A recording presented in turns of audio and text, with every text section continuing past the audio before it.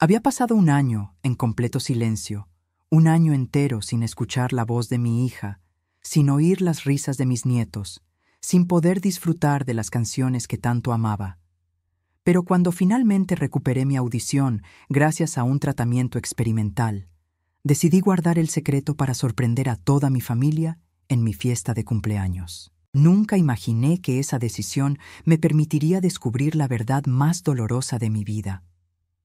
3 días antes de mi cumpleaños, mientras todos creían que yo seguía sorda, escuché a mi propia hija hablando por teléfono en la sala de mi casa, esa casa que yo misma había pagado, y donde la había dejado vivir sin cobrarle un solo peso. Sus palabras me atravesaron como cuchillos. Tranquila. En cuanto la vieja firme los papeles que el abogado preparó, la casa será completamente mía. Ella no entiende nada de lo que lee, y como está sorda, ni siquiera puede llamar a nadie para que le explique. Es el momento perfecto. Me quedé paralizada detrás de la puerta de mi habitación, conteniendo la respiración, sintiendo cómo cada latido de mi corazón retumbaba en mis oídos recién recuperados. La voz de mi hija, esa niña que había criado con tanto amor y sacrificio, continuaba con una frialdad que me heló la sangre. Ya tengo comprador para la casa. Con lo que me van a pagar, Roberto y yo finalmente podremos irnos a vivir a Cancún como siempre quisimos. La vieja la meteremos en un asilo, el más barato que encontremos. Sigue mi historia hasta el final y comenta la ciudad desde donde me estás viendo para saber qué tan lejos ha llegado mi relato. En ese momento, mientras las lágrimas corrían silenciosas por mis mejillas, algo se rompió dentro de mí. Pero no fue mi espíritu el que se quebró, sino las cadenas de ingenuidad que me habían mantenido ciega durante tanto tiempo. Si mi hija creía que yo seguía sorda, entonces sorda permanecería hasta mi fiesta de cumpleaños. Y en esos 3 días, mis oídos recién recuperados escucharían todo lo que necesitaba saber para tomar las decisiones correctas. Me llamo Rosa María Contreras, tengo 67 años, y durante toda mi vida he sido de esas mujeres que lo dan todo por su familia. Nací en un pueblito de Guanajuato, donde aprendí desde niña que una mujer debe ser fuerte, trabajadora y siempre poner a los suyos primero. A los 20 años me casé con Fernando, un hombre bueno, pero sin mucha ambición. Trabajé desde el primer día de casada, primero vendiendo tamales que preparaba en las madrugadas, después limpiando casas, más tarde cosiendo a domicilio. Todo mientras criaba a mi única hija, Patricia. Fernando murió hace 15 años de un infarto repentino. Me dejó sola. Pero para ese entonces yo ya había construido un pequeño negocio de catering que me permitía vivir dignamente. Patricia tenía 25 años cuando perdió a su padre, y en lugar de apoyarme en ese momento tan difícil, me exigió que le pagara una carrera universitaria en una escuela privada, porque, según ella, se lo merecía después de haber crecido sin lujos. Vendí el negocio de catering que tanto me había costado construir para pagarle sus estudios. Me puse a trabajar de cocinera en un restaurante para sostenerme mientras ella estudiaba. 5 años después, Patricia se graduó de Administración de Empresas. Yo esperaba que finalmente pudiera valerse por sí misma, conseguir un buen trabajo, formar su propia vida. Pero en lugar de eso, llegó a casa con Roberto, su novio, un hombre que desde el primer momento me pareció un aprovechado. Roberto tenía 35 años, 5 más que mi hija, y en todo el tiempo que lo conocí, nunca lo vi mantener un trabajo por más de 3 meses. Siempre tenía excusas, que el jefe no lo valoraba, que el sueldo era muy poco, que el horario no le convenía. Patricia me pidió que los dejara quedarse conmigo solo unos meses, mientras ellos ahorraban para su propio lugar. Esos meses se convirtieron en 8 años. 8 años en los que yo seguí trabajando, comprando la comida, pagando los servicios, mientras ellos ahorraban para su futuro. Yo vivía en una casita modesta pero bonita en las afueras de Monterrey, una casa que había comprado con el dinero que mi hermano mayor, Sebastián, me había dejado en herencia cuando murió sin hijos. Esa casa era mi único patrimonio, mi seguridad para la vejez. Durante esos 8 años, vi cómo mi hija se transformaba.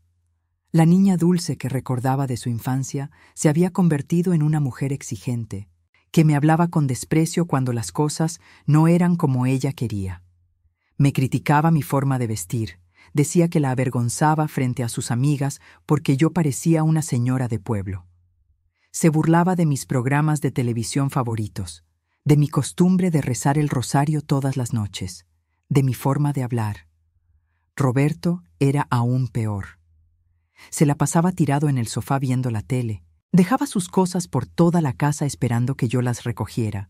Comía lo que yo cocinaba sin siquiera dar las gracias, y más de una vez lo escuché haciendo comentarios desagradables sobre mi apariencia con sus amigos cuando creía que yo no estaba cerca. Pero yo los aguantaba todo porque Patricia era mi única hija, mi única familia. Me aferraba a la esperanza de que algún día ella recordaría todo lo que había hecho por ella, de que algún día me lo agradecería. ¡Qué ingenua fui! El accidente ocurrió hace 1 año y medio, un día cualquiera de octubre. Iba caminando por la banqueta rumbo al mercado cuando un carro se pasó el alto y chocó contra un poste justo a mi lado. El poste cayó y me golpeó en la cabeza. Desperté 3 días después en el hospital con un dolor terrible y un silencio absoluto. Los doctores me explicaron por señas y con palabras escritas que el golpe había dañado mis nervios auditivos. Me dijeron que probablemente nunca volvería a escuchar. Aprender a vivir en silencio fue devastador. Tenía que comunicarme con mi hija por medio de notas escritas o leyendo sus labios, algo en lo que nunca fui muy buena. Patricia pareció molestarse desde el principio con mi nueva condición. La vi suspirar con impaciencia cada vez que tenía que escribirme algo, poner los ojos en blanco cuando no entendía lo que decía al leer sus labios. Poco a poco dejó de hablarme. Solo me hacía señas básicas como si yo fuera una niña tonta. 6 meses después del accidente, Patricia me llevó con un abogado. Recuerdo ese día perfectamente porque fue la primera vez que sentí una punzada de sospecha. Me hizo entender por señas que necesitábamos arreglar papeles importantes por si algo me pasaba. El abogado, un hombre joven con traje barato y sonrisa falsa, me puso enfrente varios documentos. Patricia escribió en un papel: «Es solo para que si te pasa algo, yo pueda manejar tus cosas y cuidarte mejor. Firma aquí». Yo tomé los papeles y los leí cuidadosamente. Eran documentos donde yo le daba poder legal sobre todas mis cuentas bancarias y propiedades. Mi instinto me gritaba que no firmara, pero Patricia me miraba con esa expresión de impaciencia que también conocía. Escribió otro papel. «¿No confías en mí? Soy tu hija, mamá. ¿En quién más vas a confiar?» Fingí no entender bien los documentos y pedí por señas que me dejaran llevarlos a casa para leerlos con calma. Vi la frustración en el rostro de Patricia, pero no pudo negarse sin quedar mal frente al abogado. Esa noche leí cada palabra de esos papeles. No eran simples poderes para emergencias. Si yo firmaba, prácticamente le estaría entregando todo lo que tenía. Mi casa, mi pequeña cuenta de ahorros, todo. Al día siguiente le devolví los papeles sin firmar y escribí: «Todavía no. Déjame pensarlo». La actitud de Patricia cambió completamente después de eso. Se volvió aún más distante, más fría. Dejó de preguntarme cómo me sentía, si necesitaba algo. Roberto comenzó a tratarme como si fuera un mueble más de la casa. Pero yo había empezado a recibir un tratamiento experimental para recuperar la audición. Un médico especialista en la clínica donde me atendían me habló de un procedimiento nuevo que había tenido éxito en algunos pacientes con daño similar al mío. Era caro, muy caro, pero yo tenía algunos ahorros que Patricia desconocía, una cuenta que había abierto años atrás a nombre mío y de mi hermano Sebastián, y que después de su muerte quedó solo a mi nombre. Patricia nunca supo de esa cuenta porque siempre manejé mis finanzas personales con discreción. El tratamiento duró 6 meses. Fueron inyecciones, terapias, procedimientos dolorosos que soporté en silencio, literalmente. Nunca le dije a Patricia que estaba intentando recuperar mi audición. Para ella, yo había aceptado mi sordera como permanente. Hace 2 meses, después de la última sesión de tratamiento, el doctor me hizo pruebas. Recuerdo el momento exacto en que escuché el primer sonido después de un año. Fue el tic-tac del reloj en el consultorio del doctor. Me eché a llorar como una niña. El doctor sonrió y dijo en voz alta: «Señora Rosa María, ¿puede escucharme?». Y yo asentí, sin poder hablar de la emoción. Mi audición había regresado casi al 100%. El doctor me advirtió que debía hacer ejercicios para acostumbrarme nuevamente a los sonidos, que todo me parecería muy fuerte al principio. Me dio esa recomendación y luego me preguntó cuándo le daría la noticia a mi familia. Fue en ese momento cuando se me ocurrió la idea. Mi cumpleaños número 67 sería en 3 semanas. ¿Qué mejor regalo para mí misma y para mi familia que revelar mi recuperación en ese día especial? Imaginaba la cara de felicidad de Patricia, los abrazos, las lágrimas de alegría. Imaginaba ese momento como el inicio de una nueva etapa en nuestra relación, donde finalmente ella valoraría todo lo que tenía, incluida una madre que había luchado por recuperarse. Qué equivocada estaba. Durante esos días previos a mi cumpleaños, mantuve la farsa de mi sordera. Seguía comunicándome por señas y notas escritas. Seguía fingiendo no escuchar nada. Pero mis oídos estaban completamente atentos a todo lo que sucedía en mi casa. Los primeros días no escuché nada particularmente alarmante. Conversaciones normales entre Patricia y Roberto sobre cosas cotidianas, alguna que otra queja sobre el tráfico o el clima. Pero 3 días antes de mi cumpleaños, esa tarde que cambiaría todo, escuché la conversación telefónica que destrozó mi corazón. Yo estaba en mi habitación, supuestamente tomando una siesta como hacía todas las tardes. Patricia estaba en la sala, hablando por teléfono. Al principio no presté mucha atención, pero luego escuché mi nombre y me quedé completamente quieta, con todos mis sentidos alerta. «Te digo que todo está listo, Sandra», decía Patricia. Sandra era su mejor amiga desde la universidad. «El abogado ya tiene los papeles preparados. Mañana voy a llevar a mamá otra vez a su oficina y esta vez sí va a firmar. Roberto y yo ya practicamos cómo convencerla. Vamos a hacerle creer que si no firma, podría quedarse sin atención médica si le pasa algo, que el gobierno podría quitarle la casa por impuestos atrasados, todas esas cosas que asustan a los viejos». Hubo una pausa mientras Patricia escuchaba a su amiga. Luego soltó una risa que me sonó completamente ajena, cruel. ¿Que si me da culpa? Por favor, Sandra, después de todo lo que he tenido que aguantar. ¿Sabes lo que es vivir con una vieja sorda que no entiende nada? Tengo 35 años. Mi vida se está pasando mientras cuido a una inválida. Me lo merezco. Me merezco esta casa y todo lo que tenga. Además, no es como si la vaya a dejar en la calle. Ya encontré un asilo decente. Bueno, no tan decente, pero es lo que puedo pagar. 3,000 pesos al mes, nada comparado con lo que voy a sacar de la venta de esta casa. Sentí que el aire se me escapaba de los pulmones. Tuve que morderme el labio para no gritar. Patricia continuaba hablando. «El comprador ya está listo. Es un desarrollador que quiere tirar la casa y construir un edificio de departamentos. Me va a pagar 2,5 millones de pesos. Ya hice cuentas. Después de pagar el asilo de mamá por un año adelantado, me quedan más de 2 millones limpios. Roberto y yo finalmente podremos mudarnos a Cancún, poner ese bar en la playa que siempre hemos querido. Una nueva vida, lejos de esta ciudad horrible y de todas las responsabilidades». Otra pausa. Luego Patricia dijo algo que terminó de romperme. ¿Qué si mamá se va a dar cuenta cuando la lleve al asilo? Sandra, la voy a llevar diciendo que vamos al doctor. Para cuando se dé cuenta de dónde está, yo ya estaré en un avión rumbo a Cancún con Roberto y todo el dinero en mi cuenta. Que se queje con las paredes. Total, está sorda. Ni siquiera va a poder llamarme para reclamarme. Es el plan perfecto. Me quedé en mi cama, temblando de dolor y rabia, hasta que escuché a Patricia terminar la llamada. Esperé a que sus pasos se alejaran hacia su habitación. Solo entonces me permití llorar, tapándome la boca con la almohada para que no me escuchara. Lloré por la hija que creí tener y que nunca existió realmente. Lloré por todos los años de sacrificio que nunca fueron valorados. Lloré por la ingenuidad de haber creído que el amor de madre era suficiente para garantizar el amor de una hija. Pero después de las lágrimas vino algo diferente, una claridad fría, una determinación que nunca había sentido antes. Si Patricia creía que yo era una vieja tonta e indefensa, entonces eso es exactamente lo que seguiría creyendo hasta que fuera demasiado tarde para ella. Esa noche no dormí. Me quedé despierta en mi cama, escuchando.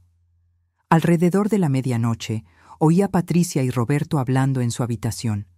Las paredes de mi casa no son muy gruesas, y con mi audición recién recuperada podía escuchar cada palabra. ¿Estás seguro de que va a funcionar?, preguntaba Roberto. Completamente, respondía Patricia con esa voz fría que ahora reconocía como su verdadera naturaleza. Mañana la llevo temprano con el abogado, antes de que esté completamente despierta. Los viejos son más maleables en las mañanas, están confundidos. Le hacemos firmar todo, y para el fin de semana ya tenemos el dinero de la venta. ¿Y si se niega otra vez? No se va a negar. Le vamos a decir que si no firma, tú y yo nos vamos a ir de la casa y la vamos a dejar sola. Eso la va a aterrorizar. Toda su vida ha tenido miedo de quedarse sola. Va a firmar. Roberto se rió. Tu mamá es tan patética. ¿Cómo puede ser tan ingenua a su edad? Porque es de esa generación de mujeres tontas que creen que los hijos son su vida entera. Nunca se le ocurrió que yo podría no quererla, que podría estar esperando el momento correcto para deshacerme de ella. Pobre vieja estúpida. Cada palabra era un puñal, pero me obligué a escuchar todo. Necesitaba saber exactamente hasta dónde llegaba su traición, necesitaba conocer todos los detalles de su plan para poder desbaratarlo completamente. Al día siguiente me desperté antes del amanecer. Fingí estar dormida cuando Patricia entró a mi habitación alrededor de las 7 de la mañana. Sentí cómo me sacudía el hombro con brusquedad. Abrí los ojos y la miré con la expresión confundida que ella esperaba ver. Me mostró un papel donde había escrito: «Vístete. Vamos al abogado a firmar los papeles. Es importante». Moví la cabeza de un lado a otro, el gesto universal de negativa. Escribí en mi libreta que siempre llevaba conmigo: «No quiero ir. No me siento bien». La cara de Patricia se puso roja de rabia, aunque intentó controlarse. Escribió con trazos violentos: «No es opcional. Si no vienes, Roberto y yo nos vamos de esta casa hoy mismo. Te quedas sola. ¿Es eso lo que quieres?». Fingí miedo, abriendo mucho los ojos, dejando que mi labio inferior temblara un poco. Pero por dentro estaba completamente calmada, calculando cada movimiento. Escribí: «Está bien, voy, pero déjame desayunar primero». Patricia asintió con impaciencia y salió de mi habitación. Me vestí lentamente, eligiendo mi ropa más vieja y raída, la que me hacía parecer más vulnerable, más digna de lástima. Mientras me peinaba frente al espejo, vi a una mujer que había envejecido mucho en el último año. Pero también vi algo nuevo en mis ojos, una chispa de determinación, de astucia que nunca había estado ahí antes. Cuando salí de mi habitación, Patricia y Roberto ya estaban esperándome en la sala. Roberto me miró con ese desprecio que ya no se molestaba en disimular. Patricia me tomó del brazo con más fuerza de la necesaria y me guió hacia el coche. Durante todo el trayecto al despacho del abogado, ella no me miró ni una sola vez. Solo mantenía los ojos fijos en el camino, con una expresión de ansiedad y avidez. El despacho del abogado estaba en un edificio viejo del centro. Subimos por unas escaleras estrechas hasta el 3er piso. El licenciado Méndez nos recibió con esa sonrisa falsa que recordaba de la vez anterior. Era un hombre de unos 40 años, con el cabello engomado hacia atrás y un traje que había visto días mejores. «Señora Rosa María, qué gusto verla nuevamente», dijo, moviendo exageradamente los labios para que yo pudiera leerlos, aunque por supuesto yo podía escuchar perfectamente cada palabra. «Entiendo que hoy sí está lista para firmar los documentos que protegerán su patrimonio». Patricia se sentó a mi lado y puso su mano sobre la mía en un gesto que supongo debía parecer cariñoso, pero que a mí me resultó repulsivo.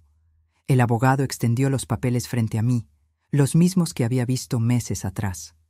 Verá, señora Rosa María, continuó el licenciado Méndez, hablando despacio y con ese tono condescendiente que se usa con los niños o los discapacitados. Estos documentos son para su propio bien. Le dan a su hija el poder de manejar sus propiedades en caso de que usted no pueda hacerlo. Es una medida de protección. Tomé los papeles y los miré como si tratara de entender.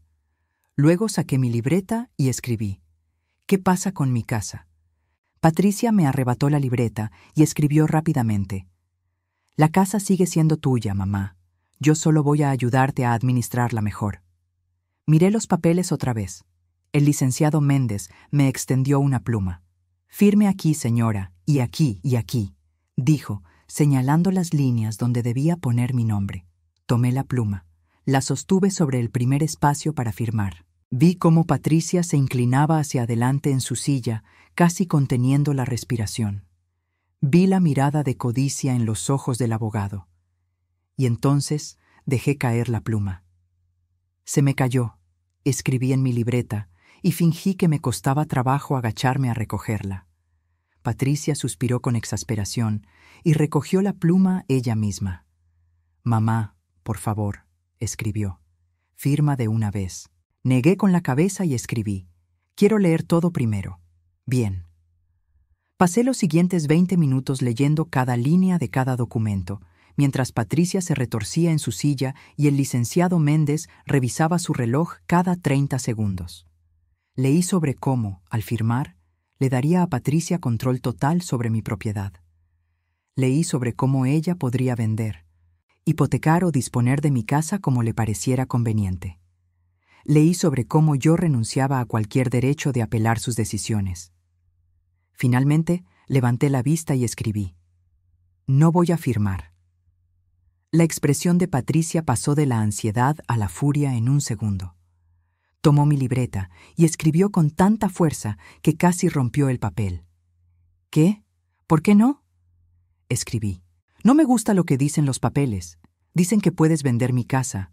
Patricia escribió: «Eso es solo en caso de emergencia, para pagar doctores si te enfermas». Yo escribí: «No, no firmo. Quiero irme a casa». El licenciado Méndez intervino tomando mi libreta. Escribió: «Señora, si no firma estos papeles, su hija no podrá ayudarla si usted tiene una emergencia médica. Entiende, podría morir porque los doctores no sabrían a quién pedirle autorización para operarla». Leí sus palabras y luego lo miré directamente a los ojos. Había algo en su mirada que me confirmó lo que ya sospechaba. Él estaba en el plan con Patricia. Probablemente recibiría un porcentaje de la venta de mi casa. Escribí: «Tengo una amiga que es abogada.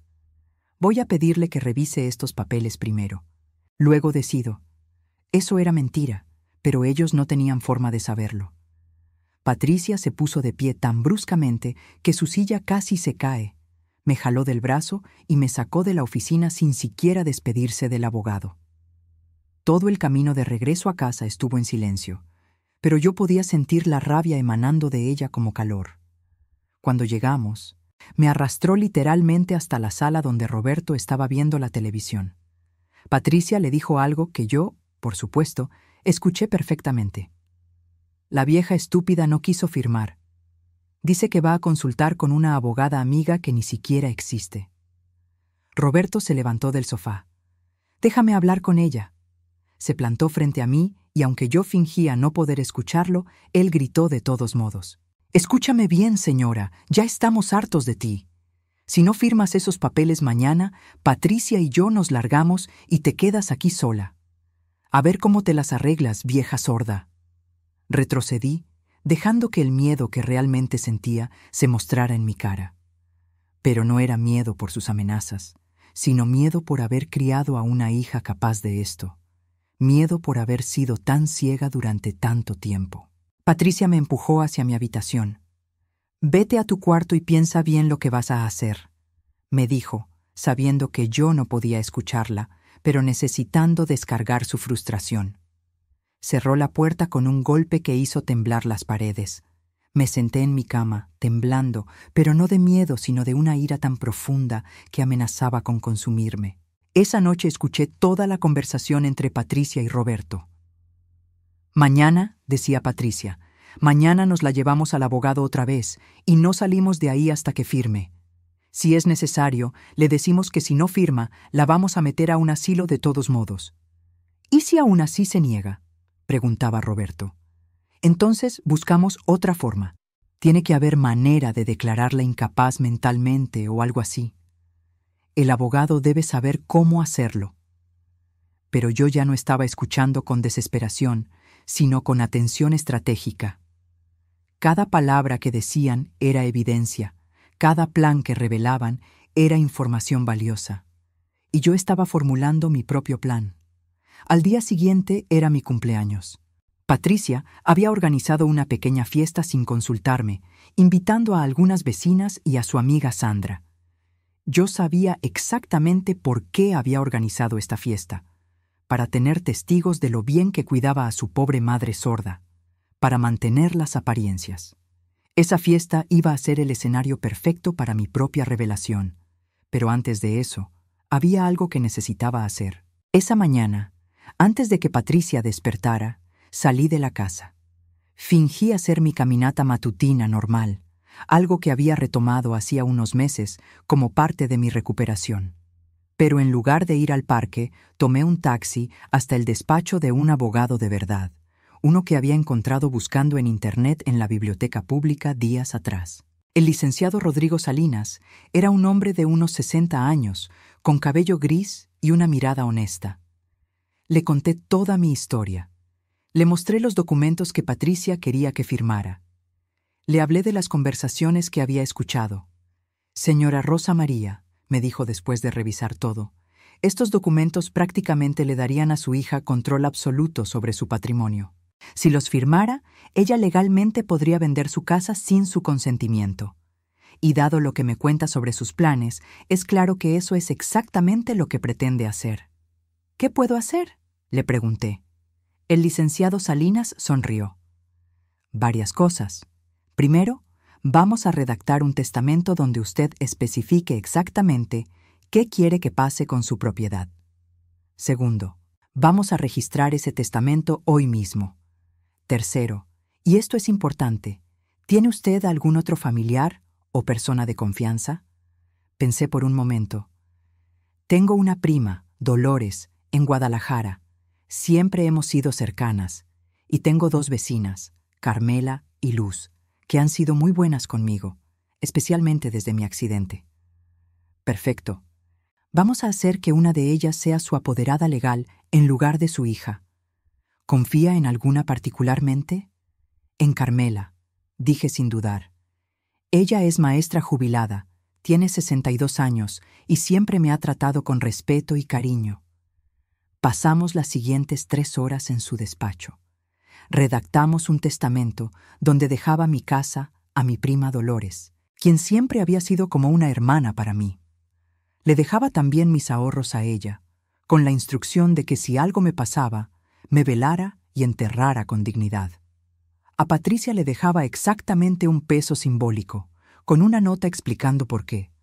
También firmé documentos dándole poder legal a Carmela para tomar decisiones médicas y financieras por mí en caso de que yo no pudiera hacerlo. El licenciado Salinas se encargó de registrar todo inmediatamente. «Ahora», me dijo cuando terminamos, «aunque su hija lograra engañarla para que firmara esos otros documentos, estos que acabamos de firmar los invalidarían por ser más recientes y estar debidamente registrados. Su patrimonio está protegido». Le pagué sus honorarios con dinero de mi cuenta secreta y regresé a casa justo a tiempo para el desayuno. Patricia me miró con sospecha cuando entré. «¿Dónde estabas?», me preguntó, aunque sabía que yo supuestamente no podía escucharla. Me mostró un papel. «¿Dónde fuiste?», escribí. «Caminata, como siempre». Ella entrecerró los ojos pero no dijo nada más. El resto del día lo pasó preparando la casa para la fiesta de esa tarde. Yo la observaba, viéndola colocar decoraciones baratas, preparando bocadillos con lo mínimo esfuerzo posible. Todo era para las apariencias, nada genuino. Las vecinas empezaron a llegar alrededor de las 4 de la tarde. Carmela fue la primera, trayendo un pastel que ella misma había horneado. Me dio un abrazo largo y cálido. «¡Feliz cumpleaños, Rosa María!», me dijo directamente al oído, sabiendo que yo no podía escucharla, pero queriendo expresar su cariño de todos modos. Lo que ella no sabía era que sí la había escuchado perfectamente. Llegaron más vecinas: Luz, Teresa, Amparo, todas mujeres que me conocían desde hace años. La amiga de Patricia, Sandra, también llegó. Esa misma Sandra con quien había planeado mi destino por teléfono. Me saludó con una sonrisa falsa y un abrazo superficial. Patricia había comprado un pastel en la panadería del súper, el más barato que encontró, estoy segura. Lo colocó en la mesa del comedor junto con platos desechables y vasos de plástico. Ni siquiera se había molestado en sacar la vajilla que yo guardaba para ocasiones especiales. Cuando todas estuvieron reunidas en la sala, Patricia levantó su vaso de refresco para hacer un brindis. Yo estaba sentada en mi silla favorita, observando todo como si fuera una obra de teatro. «Quiero agradecer a todas por venir a celebrar el cumpleaños de mi mamá», dijo Patricia con esa voz dulce que reservaba para cuando había público. «Ha sido un año muy difícil desde su accidente, pero yo he estado aquí, cuidándola, asegurándome de que no le falte nada. Porque así es el amor de una hija, ¿verdad? Incondicional y eterno». Vi a las vecinas asentir, algunas con lágrimas en los ojos. Ellas no sabían la verdad. Nadie sabía excepto yo. Patricia continuó: «Mamá no puede escucharnos, pero sé que puede sentir todo el amor que hay en esta habitación. Y quiero que sepan que yo siempre, siempre voy a cuidar de ella, sin importar qué». Fue en ese momento cuando decidí que ya era suficiente. Me puse de pie lentamente, llamando la atención de todas. Patricia me miró con curiosidad. Caminé hacia el centro de la sala, donde todas podían verme claramente. Luego, con una voz que no había usado en un año, con una voz clara y fuerte que hizo que todas dieran un respingo de sorpresa, dije: «Yo también quiero decir algunas palabras en mi cumpleaños». El silencio que siguió fue absoluto. Patricia se quedó completamente pálida, con el vaso todavía en la mano. Su boca se abrió, pero no salió ningún sonido. Roberto, que había estado recargado en la pared del fondo, se enderezó bruscamente. «Sí», continué, disfrutando cada segundo de su shock. «Recuperé mi audición hace 2 meses, gracias a un tratamiento médico. Quería sorprenderlas a todas hoy, en mi cumpleaños. Y vaya sorpresa que me he llevado yo también». Carmela fue la primera en reaccionar, levantándose de su silla con una exclamación de alegría. «Rosa María, puedes escuchar, es un milagro». Las demás vecinas empezaron a aplaudir y a felicitarme, pero yo levanté mi mano para silenciarlas. Tenía más que decir. «Hay algo más que quiero compartir con todas ustedes», dije, mirando directamente a Patricia. «Verán, cuando recuperé mi audición, decidí no decírselo a nadie todavía. Quería sorprender a mi familia, pero durante estos días escuché cosas que nunca debía haber escuchado, pero que necesitaba saber». Patricia había recuperado algo de color en su rostro, pero ahora se veía verde. «Mamá», comenzó a decir, «yo puedo explicar». «Oh, por favor, explica», dije con una calma helada. «Explícales a todas estas señoras cómo planeabas hacerme firmar documentos para quitarme mi casa. Explícales cómo ya tenías comprador listo para venderla. Explícales sobre el asilo barato, donde pensabas encerrarme mientras tú te ibas a Cancún con todo mi dinero». Los jadeos de sorpresa llenaron la sala. Las vecinas miraban a Patricia con horror. «Eso no es cierto», dijo Patricia, pero su voz temblaba. «Mamá debe haber entendido mal, o...» «¿Entendí mal?», la interrumpí. «Escuché cada palabra de tu conversación con Sandra hace 3 días. De hecho, ¿por qué no le preguntas a tu amiga Sandra si es cierto o no?». Todas las miradas se volvieron hacia Sandra, quien se veía como si quisiera que la tierra se la tragara. Patricia me miraba con una mezcla de odio y pánico. «Te escuché decir que yo era una vieja sorda que no entendía nada», continué. sintiendo años de dolor convirtiéndose en palabras. Te escuché reírte de mí con Roberto, llamarme patética, estúpida. Te escuché planear cómo abandonarme en un asilo sin siquiera decirme adiós, cómo ibas a engañarme diciendo que íbamos al doctor. Carmela se puso de pie, furiosa. ¿Cómo pudiste, Patricia? Tu madre sacrificó toda su vida por ti. Las demás vecinas empezaron a hablar todas al mismo tiempo, expresando su indignación. Roberto intentó salir de la sala discretamente, pero lo detuve con mis palabras. Roberto, quédate. Tú también eres parte de esto. Los escuché a los dos planeando su nueva vida en Cancún con el dinero de la venta de mi casa. El bar en la playa que querían poner. Todo. Señora Rosa María, comenzó Roberto con esa voz melosa que usaba cuando quería algo. Usted no entiende el contexto completo. Entiendo perfectamente el contexto, lo interrumpí.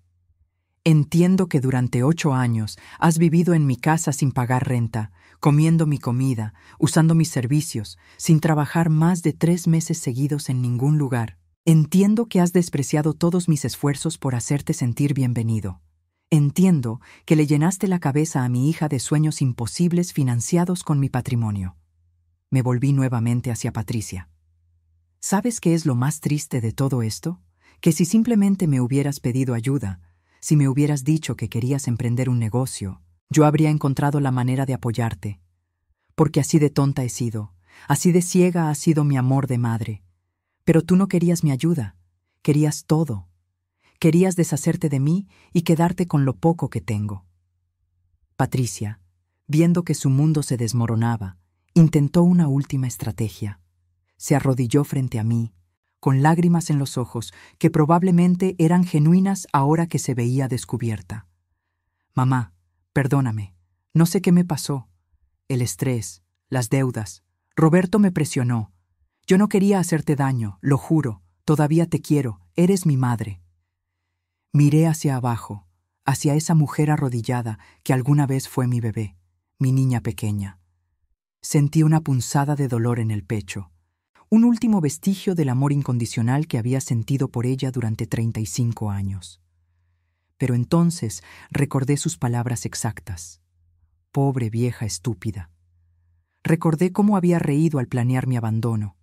Recordé que no mostró ni un ápice de culpa o duda en ninguna de sus conversaciones.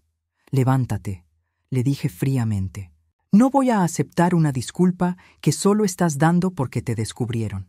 Si yo no hubiera recuperado mi audición, ahora mismo estarías llevando a cabo tu plan exactamente como lo planeaste. Me volví hacia todas las presentes. Quiero que todas ustedes sean testigos de lo que voy a decir ahora. Patricia, Roberto, tienen exactamente 1 semana para sacar todas sus cosas de mi casa. Después de eso, si todavía están aquí, llamaré a la policía y los sacaré por la fuerza. «No puedes hacer eso», gritó Roberto. «Tenemos derechos. Hemos vivido aquí por años». «No tienen ningún derecho», respondí. «Nunca firmaron un contrato de renta porque nunca pagaron renta. Esta es mi casa, a mi nombre, y puedo echar a quien yo quiera. De hecho, considérense afortunados de que les doy 1 semana.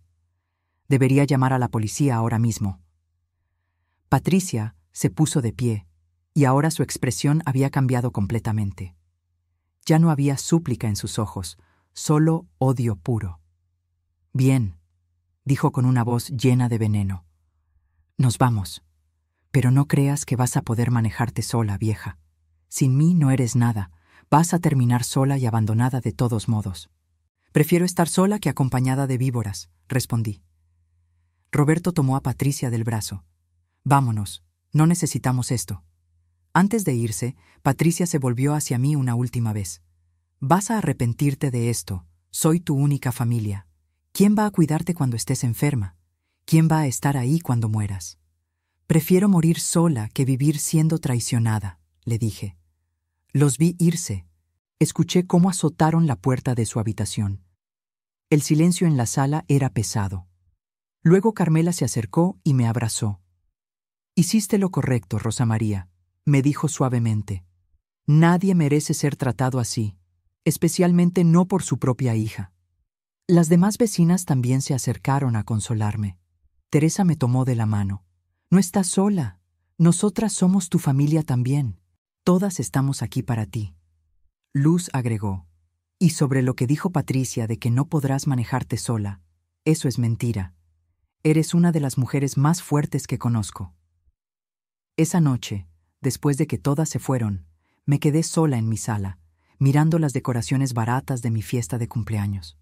Escuché movimientos en la habitación de Patricia, el sonido de cajones abriéndose y cerrándose, maletas siendo arrastradas. Pero yo no sentía tristeza. Sentía algo que nunca había sentido antes: libertad. Los siguientes días fueron tensos. Patricia y Roberto evitaban estar en la misma habitación que yo. Cuando coincidíamos en la cocina o el baño, pasaban de largo sin mirarme.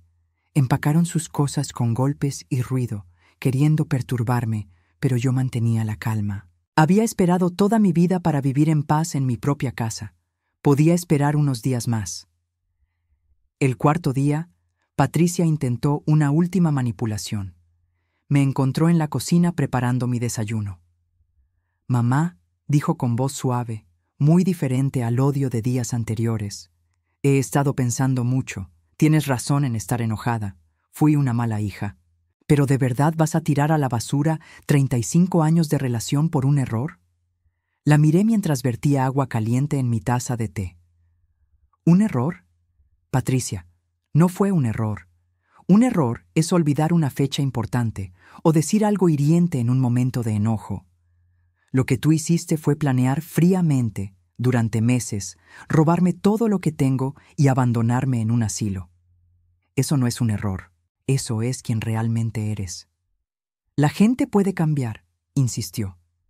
Tal vez, dije, pero no cambian en 4 días y no cambian porque los descubrieron. Si querías cambiar, tenías años para hacerlo. Cada vez que me hablaste con desprecio, cada vez que pusiste los ojos en blanco cuando te pedía ayuda, cada vez que actuaste como si fuera una carga, esas eran oportunidades para cambiar. ¿No las tomaste? ¿Entonces eso es todo? ¿Ya no soy tu hija?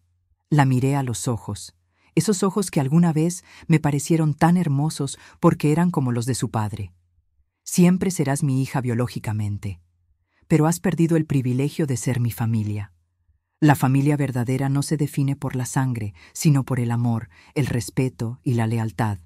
Tú no tienes nada de eso para darme. Salió de la cocina sin decir nada más. El 7º día llegó. Patricia y Roberto cargaron sus últimas maletas en el coche de él. Antes de irse, Patricia dejó las llaves de la casa en la mesa de la entrada con un golpe dramático. «Espero que seas feliz», me dijo con sarcasmo. «Espero que tu orgullo te mantenga caliente en las noches». «Mi dignidad me mantendrá mucho más caliente que tu presencia falsa», respondí. Los vi irse por la ventana. El coche de Roberto se alejó por la calle y desapareció en la esquina. Me quedé ahí parada por un largo momento, procesando el hecho de que, por primera vez en 8 años, mi casa era completamente mía. Luego hice algo que no había hecho en mucho tiempo. Sonreí. Los días se convirtieron en semanas, y las semanas en meses. Mi vida cambió completamente, pero no de la manera que Patricia había predicho. No me quedé sola y abandonada. De hecho, descubrí que tenía más familia de la que había creído. Carmela empezó a visitarme todas las tardes para tomar café. Hablábamos de todo, de nuestras vidas, de nuestros arrepentimientos, de nuestros sueños.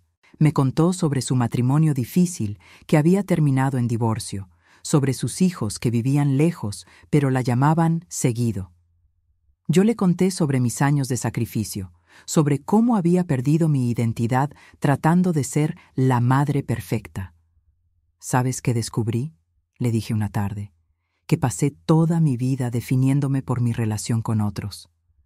Fui la esposa de Fernando, la madre de Patricia, pero nunca fui simplemente Rosa María. Ni siquiera sé quién es Rosa María cuando no está cuidando a alguien más. Carmela sonrió.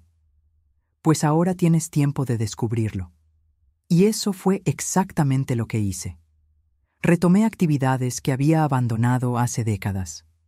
Empecé a ir a clases de baile folclórico para adultos mayores en el centro cultural del municipio. Al principio me sentía torpe y fuera de lugar, pero la maestra, una mujer alegre llamada Beatriz, me hizo sentir bienvenida.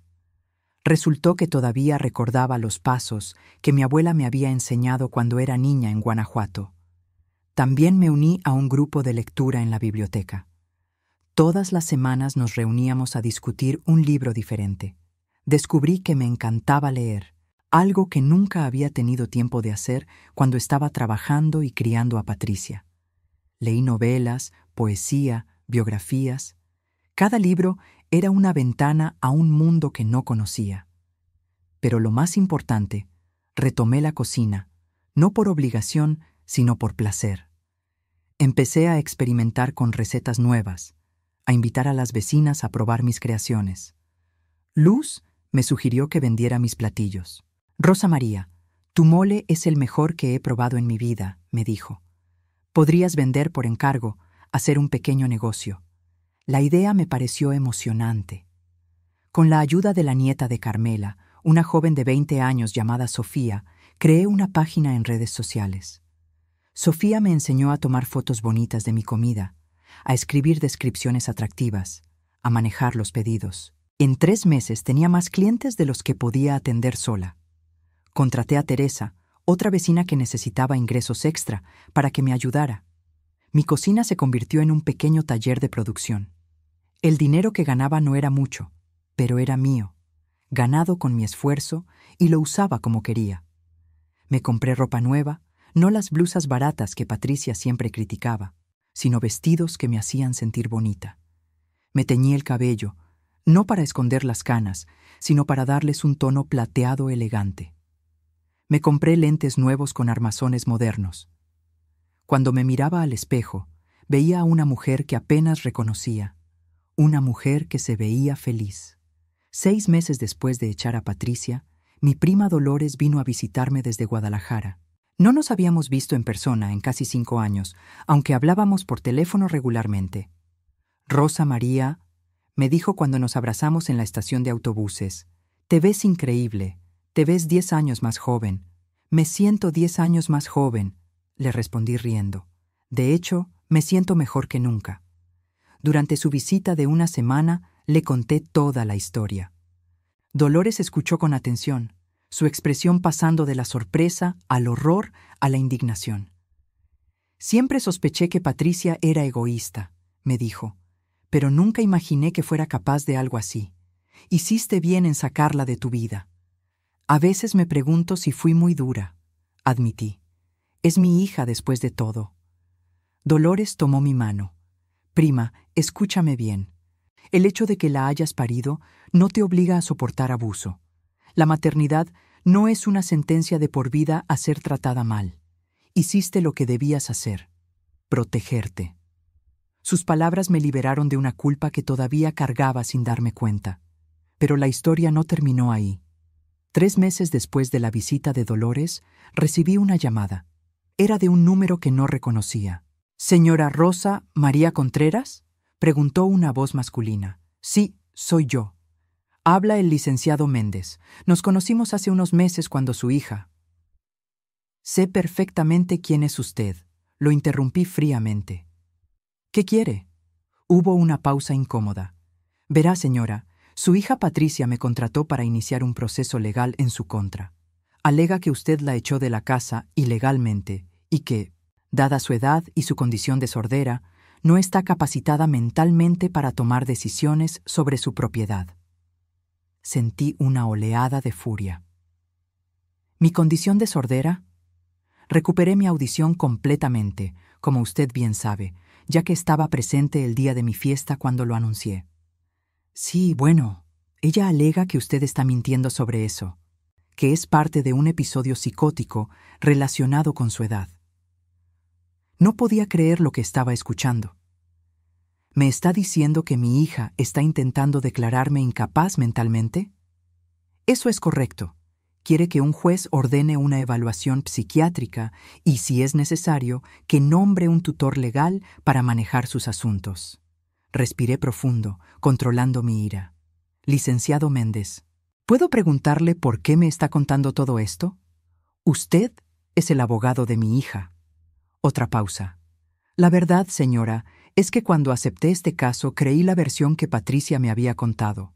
Pero después de investigar un poco, de hablar con sus vecinas y con su médico, me di cuenta de que me mintió sobre muchas cosas. Y yo tengo principios. No voy a prestarme para un fraude legal solo porque me paguen. ¿Qué está diciendo exactamente? Estoy diciendo que voy a renunciar a representar a su hija. Y también estoy diciendo que debería conseguir un buen abogado, porque aunque yo me retire, ella va a encontrar a alguien más que tome el caso. Ya sabe cómo es. Siempre hay abogados sin escrúpulos dispuestos a hacer cualquier cosa por dinero. Colgué el teléfono y de inmediato llamé al licenciado Rodrigo Salinas, mi abogado. «No se preocupe, señora Rosa María», me dijo después de escuchar la situación. «Tenemos toda la documentación necesaria para demostrar que usted está completamente capacitada mental y físicamente. Sus exámenes médicos recientes, el testimonio de su doctor, las declaraciones de sus vecinas, su negocio exitoso de comida. Patricia no tiene ninguna posibilidad de ganar este caso. Pero lo que me dolió no fue la preocupación legal, sino el hecho de que mi hija estuviera dispuesta a llegar tan lejos. No solo quería robarme mi casa, ahora quería quitarme mi libertad, mi dignidad, declararme demente frente al mundo. La demanda nunca prosperó.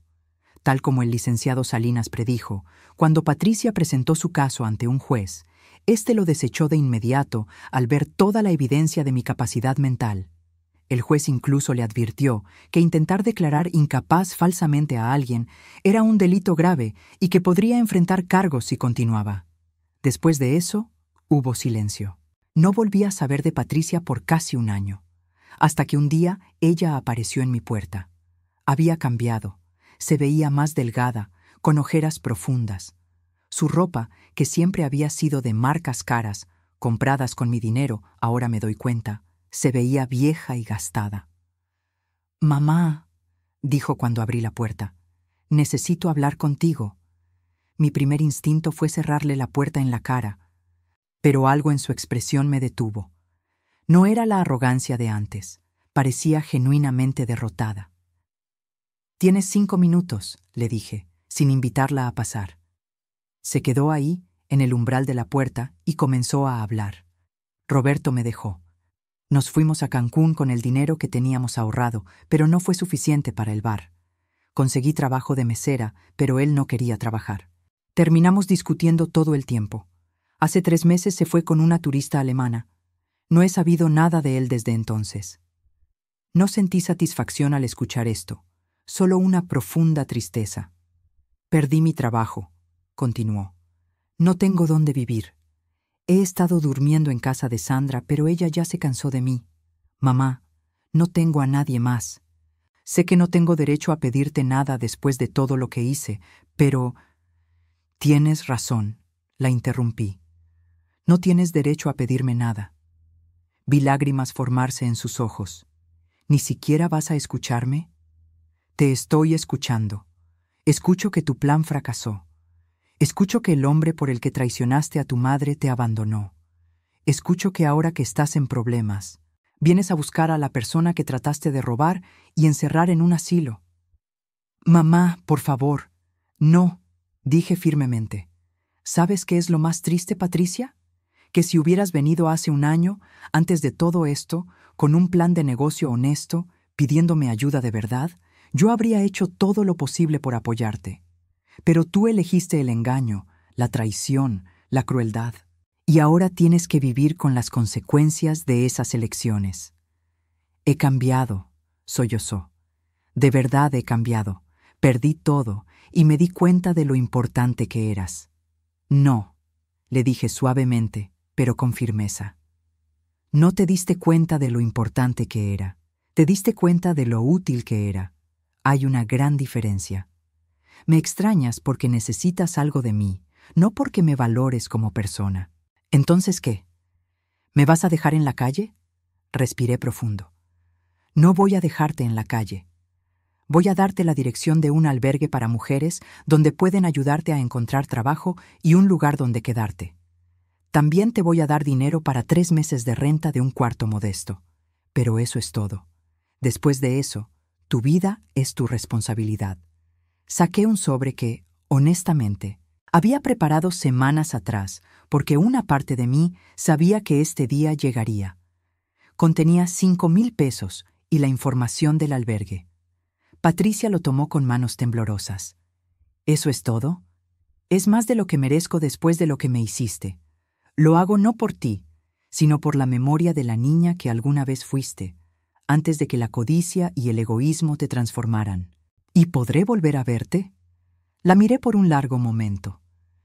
Tal vez algún día, cuando hayas hecho un verdadero trabajo de reflexión sobre quién eres y quién quieres ser.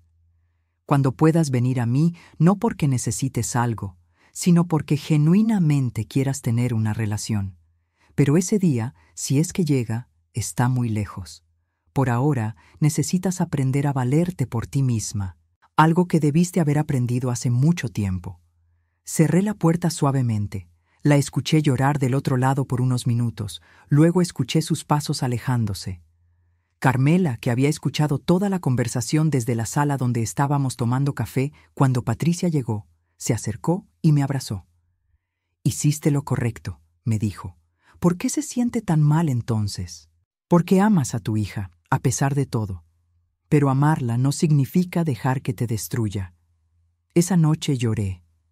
Lloré por la relación que nunca tuve con mi hija, por los años perdidos tratando de ganar un amor que nunca fue real, por la familia que soñé y que nunca existió. Pero también lloré de alivio porque finalmente había cerrado un capítulo que necesitaba cerrarse. Hoy, 2 años después de ese cumpleaños que lo cambió todo, mi vida es completamente diferente. Mi negocio de comida creció tanto que ahora tengo 3 empleadas. Estamos planeando abrir un pequeño local en el mercado municipal. Mi casa está llena de vida. Las vecinas vienen y van.